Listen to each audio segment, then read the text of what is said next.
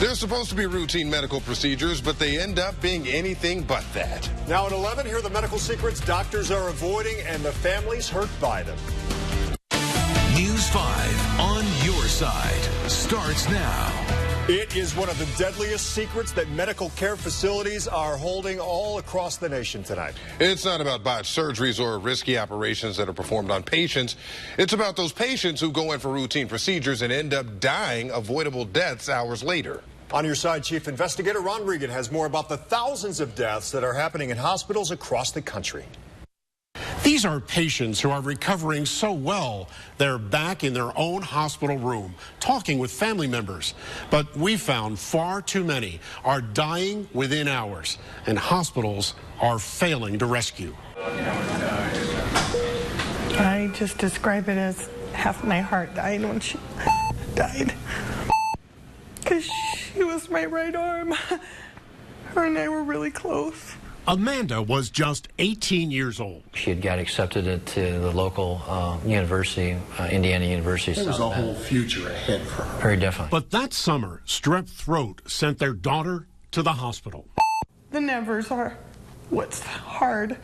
He'll never walk her down the aisle. I'll never get to pick out a dress. I'll never hold her children. Something went terribly wrong. We got a phone call that she was dead in bed and they were doing CPR on her. Dead in bed. It's how hospitals describe dying suddenly and unexpectedly. And we found it's one of medicine's best-kept secrets. This sort of flies under the radar, and that's well known. Dr. Frank Overdyke is a nationally recognized anesthesiologist. Are hospitals fighting to keep these deaths from going public?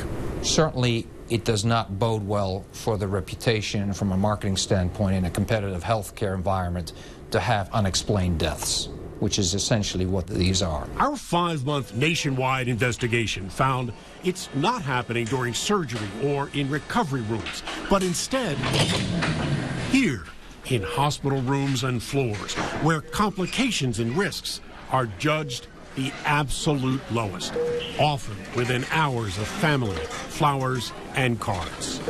Could this have been prevented? Absolutely. Yeah, definitely. I mean, we feel 110% it could have been avoided. Prevented with basic technology similar to this. $25 at drugstores. And alarm sounds when breathing slows and oxygen in the bloodstream reaches critical levels.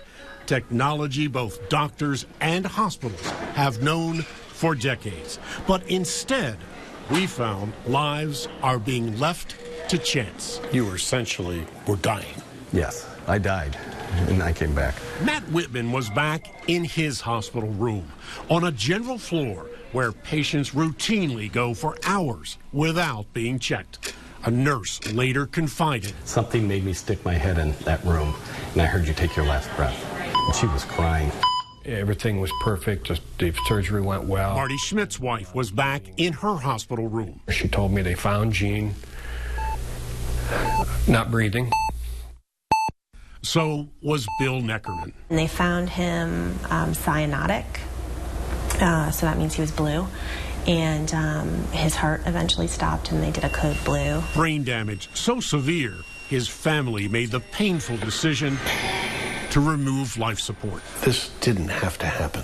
Oh no, this was absolutely preventable. Preventable because we found hospitals and doctors already know what's causing so many patients to simply stop breathing. Sometimes refer to that as the tip of the iceberg. Dr. Robert Stolting is one of the nation's most respected medical experts. This fix is available. It's available. Yes. It's out there.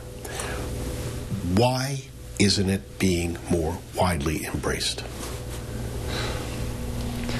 You're right. The fix is out there. He chaired the anesthesiology department at a major medical school, served on the FDA's Drug Safety Committee, and is president of the Anesthesia Patient Safety Foundation. And what we know about opioids is that they can depress breathing. Opioids are among the most powerful painkillers used following surgery. in recent years creating an addiction epidemic in neighborhoods nationwide. But we found there's another opioid crisis inside hospitals. Why? In part, new pain management standards adopted 15 years ago. Providing too much pain medication. Well, in retrospect, too much pain medication. Plus, we found hospitals actually profit when patients are kept pain-free. That's because patients grade hospitals on how well their pain is managed. Higher scores mean millions in federal cash, placing patients at risk. The safety issue that we're dealing with is what we call a gap between what we do and what we know. Especially deadly for an estimated 40 million Americans suffering sleep apnea. It's signaled by chronic snoring and made even more life-threatening by opioids. That's because many go undiagnosed. And ultimately it may reach a point where it can cause damage to the brain and to the heart. What we believe happened is that he may have fallen asleep and was unable to wake himself up because he had sleep apnea. And there's one more factor increasing your risk. She wasn't monitored. You know, because they didn't monitor her, or they didn't, I don't know. I don't know if they didn't know or they just assumed not to do it, but it just didn't happen. If he had had a pulse oximeter, you know, which is the little clip on your finger, it probably would not have happened.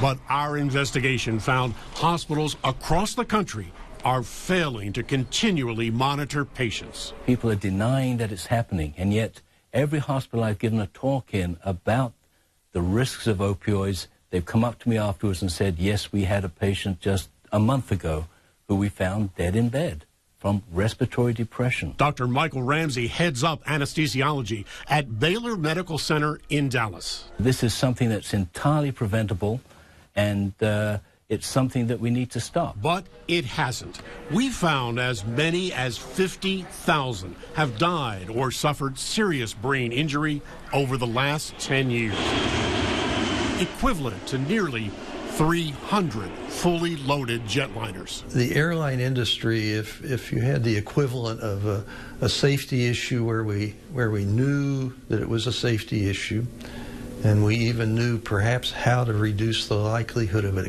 occurring, to me that gap would be closed immediately. A gap hospitals have failed to close for more than a decade. This sort of collateral damage, as it were, whatever cost of doing business, whatever you want to call this, is unacceptable in our healthcare system. Where is the pushback? So the pushback comes from the medical establishment. I'm in a way embarrassed to say. 4 full years ago, the top accrediting agency for hospitals, called the Joint Commission, found improper monitoring causes more than 1 in 4 adverse events, including death, and may actually be higher than reported. Even so, a leading foundation for healthcare technology warns patients remain at risk. I think there's more the Joint Commission could do, because the healthcare delivery community listens when the Joint Commission speaks. Meanwhile, the luck that saved Matt Whitman. I truly think it's criminal that this isn't used in every time a person is attached to a pain pump or an opioid, that it's not monitored, because it's out there. Ran out for Amanda, Bill, and Jean, plus thousands more just like them every year. If you have the capabilities and you have the machinery, use it. I don't want anybody to lose a loved one to something that's preventable. Here in Ohio, University Hospital's Geneva Medical Center is the only hospital protecting patients and saving lives with continuous monitoring of all surgical patients. You can learn more about policies at both the Cleveland Clinic and Metro Health by checking our website at news5cleveland.com. Plus, much more about these tragic but preventable deaths. I'm Chief Investigator Ron Regan.